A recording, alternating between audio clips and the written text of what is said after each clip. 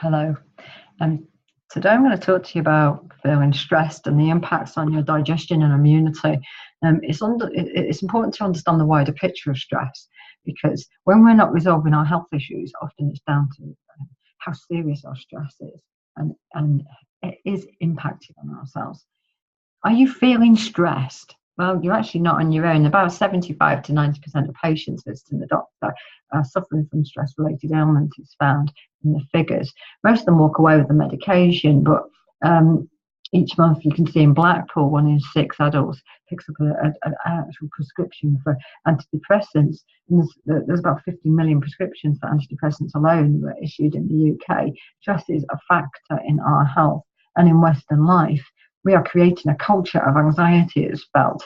Ruth Caleb, chair of the university's UK mental wellbeing working group, showed that actually demand for counselling services with students was up by 10%, and in one particular institution was increased by 50%. An astonishing number. And if you imagine that our students are the canary in the coal mine, what are we creating? We have got increased mental health issues. And so it's dramatically risen for those. And a lot of it's felt that it's due to the rising cost of studies and uncertainty of job expectations. But impacts that happen, which should be of concern in particular, that it's been found that it impacts on the brain cells. And if we think about our end of life, many more people now are getting Alzheimer's disease. And actually, what are we doing early in life? If we have a high stress life, then the potential is we are causing a problem, because it's shown that stress impacts on the brain cells. Okay, it's not good news for us. It's not just a problem for the NHS, it's actually a problem for workplaces, where it costs about 3.7 billion each year. The European Union says that there's about 40 million workers within its member states that are suffering from stress, which costs about 20 billion euros a year. And actually, America shows it's costing them 300 billion annually. That's stress, and we're talking about here.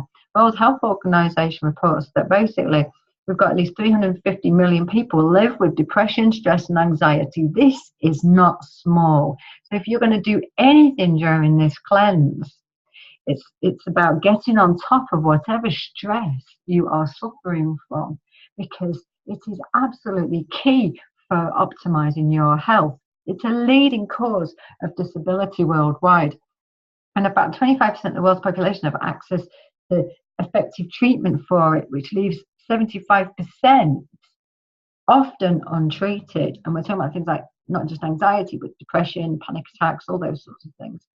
So we have an epidemic, an absolute epidemic. We are a stressed society. We have children that are stressed. I see children in the clinic that are stressed. I see students that are stressed. I don't see anybody that isn't suffering from a level of stress in some way. And if you imagine your day, generally most of us suffer from some stress across the day, and it would be normal to have some stress. But what happens is it tends to be continuous, and then it completely overwhelms us at a certain point. And that's when we start to suffer from physical, mental, and emotional symptoms. Stress acts cumulatively over a period of time. Our body can deal with it well for short periods of time, but ultimately, the longer it goes on for, the more detrimental it really becomes. And how serious is that? Well, if you don't actually address your stress or overload, then it starts to develop into anxiety, panic attacks, and the anxiety disorders. Okay, then if you've got no way of counteracting it, you tend to reach a breaking point. That's when the smallest thing seems to break the camel's back, and that's when depression often starts, if it hasn't already materialized. And then if you look at the longer mental health issues that tend to come out of that, they can get more serious, often leading hospitalization for a number of people. So, a lot of stress creates depression. And there's almost 1 million people worldwide take their own lives due to depression, and suicide rates have increased by 60% over the last 45 years. So this isn't minor. And in particular, our 15 to 29-year-olds are some of the most affected at the moment. There's a huge mind-body connection, and there's been a lot of research now which has proven this. So whereas we've often been treated just for the mind or just for the body, there's been very little connection made there. It is now shown that they are not two separate entities, and there are more doctors now seeing that it has to be treated together. We have to work as one. The body is holistic. It is not just one or the other. And the doctors have uncovered an amazing complex connection between the brain and the digestive system. And we do have two nervous systems. We have the central nervous system, and we've got the which is composed of the brain and the spinal cord, and then the enteric nervous system, which is the intrinsic nervous system of the gastrointestinal tract. So there's a feeling there that there's a brain in your gut, and these two systems are connected via the vagus nerve. And actually, what's happening is that vagus nerve is helping to transmit messages to the brain and back again. But there are often more messages going from the gut to the brain than there are from the brain to the gut. So it's now well established. And we often know when we're out of balance. Most of my clients come to me and say, all the tests are saying I'm fine, but actually, I just know I'm not right. And that's because the gastrointestinal system is extremely sensitive to our moods and environment. And most people know this because when they're stressed or upset, they get that feeling in that gut area. And we use quotes like, I've got that gut feeling, it's gut wrenching, I can't stomach it anymore, I can't stomach what they're doing. Okay, and the stomach and the intestines actually have more nerve cells than the entire spinal cord. Now, leading some experts to call it the mini or the second brain. As I've said, it's a highway of nerves that runs the real brain. And consider this, that 95% of the body's serotonin is actually found in the digestive system, not the brain. Serotonin affects significantly on our moods. As soon as that battle is out of balance, like gastrointestinal tract is not happy, then guess what? You're not happy. So Why Zebras Don't Get Ulcers is a fantastic book to go and read. And Robert Sapolsky, he said, there are sound reasons why our digestive system should pay such close attention to our brain in times of stress. Our bodies are designed to focus on the things that can help us stay alive. When our ancestors had to fight off hyenas or run away from cave bears, they didn't want to waste any energy on less important things like proper digestion. So we're predominantly running for our life. When we do run for our life, the lungs work, they pump oxygen into the bloodstream, the heart races, the muscles respond instantly. We've got non-essentials that are removed. There's no time to ovulate. Ovulation reduces. So you've got tissue repairs slows down. Hair growth tends to slow down or stop. This is where some women are losing their hair due to the stress. We have a stress response that anything, and anything can cause us to have a stress response. It's different for everybody. Release adrenaline on that stress response. It's water soluble, so it leaves the body quite quickly. The heartbeat increases, cortisol is then released. It stays in the body for about 9 hours. You're telling me that you're not sleeping at night and you're wired at night, then that's the cortisol probably keeping you awake. And if your thyroid is working well, the cortisol will be removed from your system faster. If it's not, then that's why you'll still be thinking about bad situations later on in the day, so you still feel stressed. And the body will make more and more cortisol at the expense of other hormones. It's acting in your best interest because it thinks you are in a stress and survival situation. Your body won't waste time on frivolous things that help in long-term survival. Cortisol is made from cholesterol as well. Pregnenolone still happens to in all the wrong material from the hormones. All about survival at this point. Chronic stress is a problem to infertility in particular. So if you've come into this cleanse and you're thinking about the fact that you want to get pregnant, ultimately, and I hope you're not doing this cleanse whilst you are pregnant, because you shouldn't be, but if you are doing this cleanse and you're thinking about getting pregnant, you have to learn to actually down-regulate your stress, because otherwise it's going to be a struggle. And high cortisol leaves you with that lovely fat band around your middle. And they were often called skinny fat at that point. And if you pinch, some people's skin looks really skinny, they don't have a lot of fat, and they've packed it around their organs instead. And that's a high cortisol level, and it's called visceral fat. It's actually more damaging to us. And often when my ladies are not losing any weight, when they're on a weight loss plan, and actually they're struggling. They're saying, I'm not losing any weight, but what I can see is the visceral fat disappearing stage by stage as they go through the process of learning to be calm. Okay, absolutely key. So, and the body stores fat the best it can because that's what it's designed to do. So if you're feeling stressed, or when the brain feels severely stressed, it unleashes a cascading change of hormones that alter the whole digestive system. This is where people will have often had one thing happen, and actually it seems to be that was the problem, but they've had maybe a year or two of high stress prior to that. And hormones have different and sometimes very contradictory jobs in the body.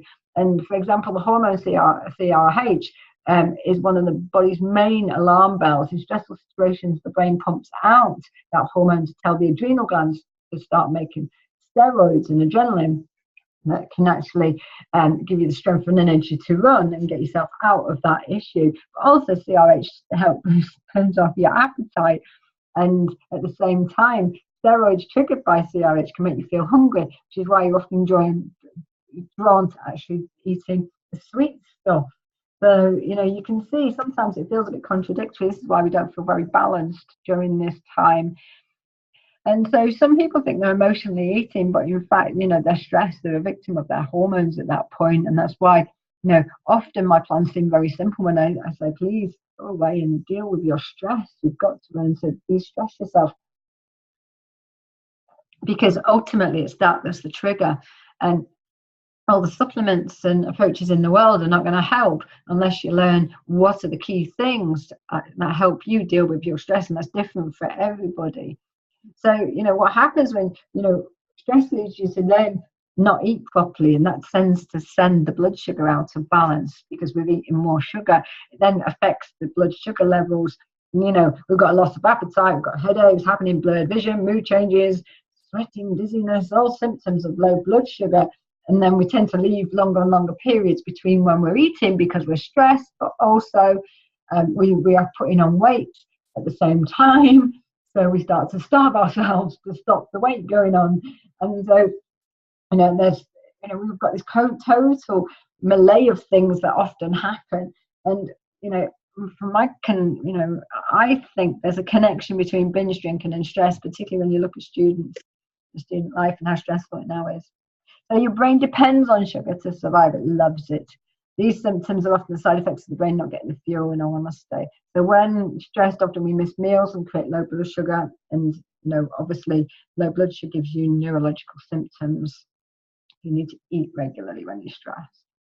Okay, so your body responds to low blood sugar by using your adrenals, and the pancreas works really hard when all this is going on. If you've got low blood sugar, it lowers your brain function, and the pancreas increases the glucagon, which suppresses the stomach acid. This is where we get digestive issues start to happen. So the food's not digesting properly. Okay, and Johann Wolfgang von Goethe basically said the gut was the seat of all human emotions, and Hippocrates, all diseases begin in the gut.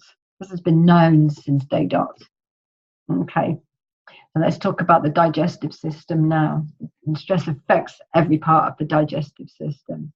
It's controlled, digestion's controlled by the enteric nervous system, a system composed of hundreds of millions of nerves that communicate with the central nervous system. When stress activates the fight or flight response in your central nervous system, digestion shuts down or slows down because your central nervous system shuts down the blood flow. Okay, this affects the contractions in your digestive muscles and decreases secretions needed for digestion. So it's kind of an ongoing cycle. Most of us are aware that our digestion is affected. We often lose our appetite. We often need to go to the toilet more or less. We become constipated. We feel sick. We get cramping. We might get diarrhea.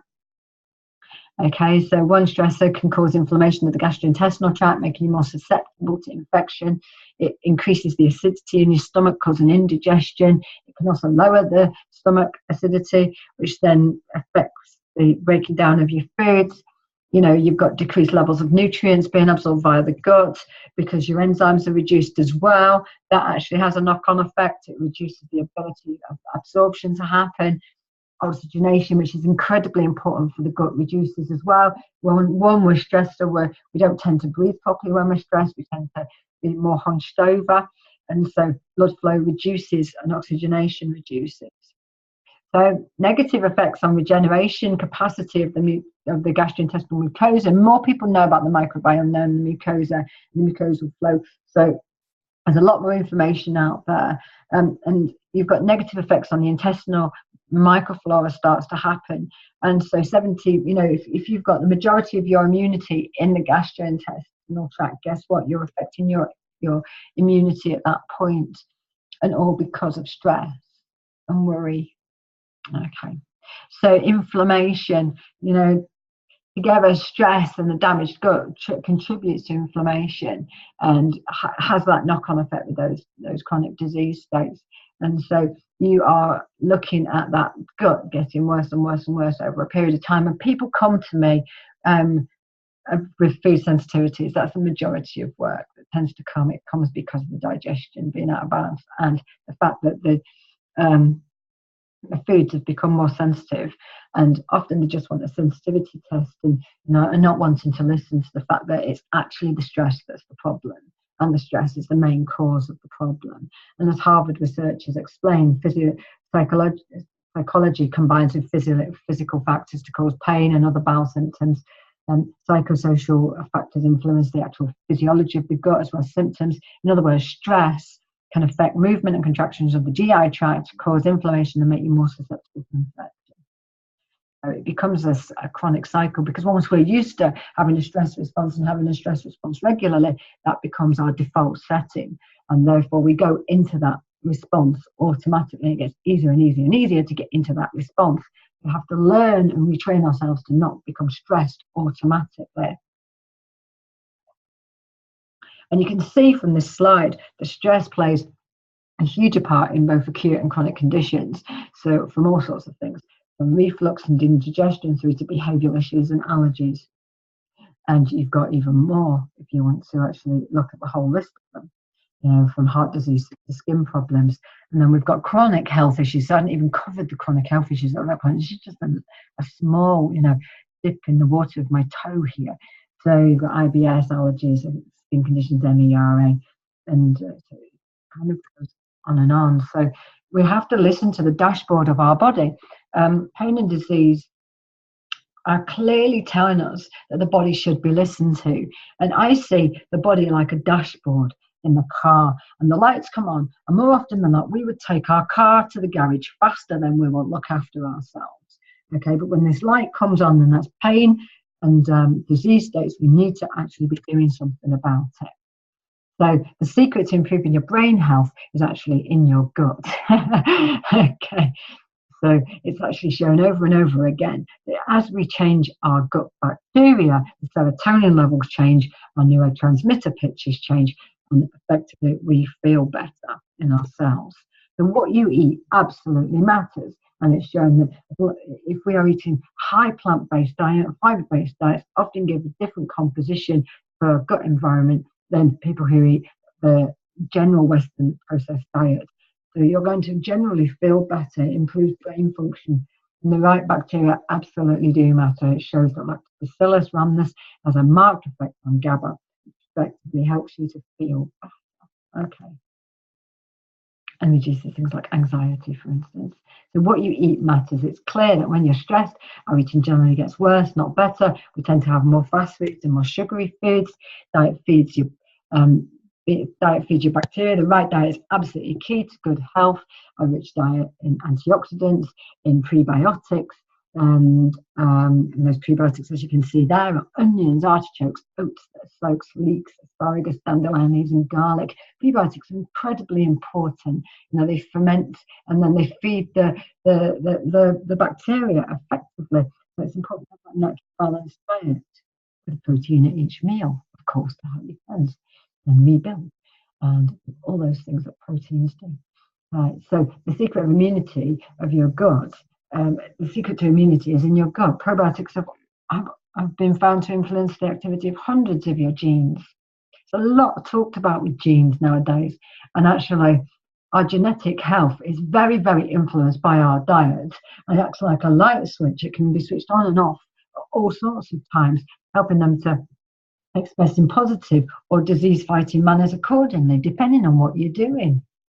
And so actually, from my perspective, managing stress is one of the key things you can do. All right. So it's about reducing that stress. Okay. Now, when we are focusing on our stress and the things that are going wrong in our life, often we magnify it and we make it much, much worse, repeating it over and over again. And it becomes a story, and then it becomes our default setting. It becomes the point where we come back to, and you know what that person did, and that happened today, as it always happens to me. Well, repetition is the mother of all learning, said Tony Robbins. And you're learning a way of being that actually can be unlearned, but actually it needs practice and it needs discipline. So, if you want to unlearn something, you need to learn how to manage your stress far, far better. And meditation is actually shown to be one of the best ways of doing that. I read a piece of research today that said that 27 minutes of stress, 27 minutes of meditation, Freudian slip there. Basically, 27 minutes of meditation done by it was a group of people who did it every single day. They did guided visualizations, and it was shown to reduce the stress levels, and it changed the plasticity of the brain, and it was shown to change the brain waves on MRI scans and all sorts of things. So it was shown to be very, very beneficial, and I learned to deal with as they called it, the experiential far, far better. And that means, they experience their world in a far more positive way. So managing your stress effectively is absolutely key. I learned that things were not life and death, and then I didn't treat it as such. That was how I started to see it. And one of the key things you can start doing is by eating in a calm environment and chewing your food properly. Now, if you're taking the LLV pack, then you're going to be covering off your B6, your B5, your vitamin C. You've got other cultures there, but your PB Assist is where you'll get your probiotics from, and so they'll be introduced at the right time for you.